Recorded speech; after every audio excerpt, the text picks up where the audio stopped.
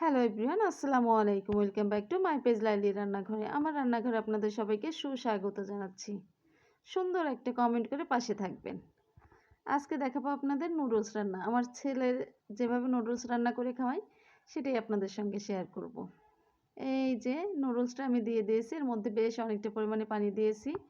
এখানে সামান্য পরিমাণ লবণ দিয়েছি। এখন সেদ্ধ হয়ে গেলে এর মধ্যে দিয়ে দিচ্ছি নুডলসের মধ্যে যে মশলাটা থাকে, মানে সবজি মশলা, সেটা।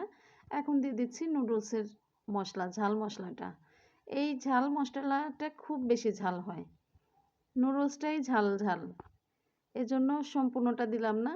এই যে দেখুন, কোরিয়ান নুডলস, এটা এটা প্রচণ্ড ঝাল হয়, কিন্তু আমার ছেলে এটাই খাবে। কিন্তু তরকারি কিন্তু ঝাল খাবে না, নুডলসের এই ঝালটা তার খুবই পছন্দের। আমি এখন নুডলসের মধ্যে যে পানিটা আছে, পানিটা শুকিয়ে নিচ্ছি।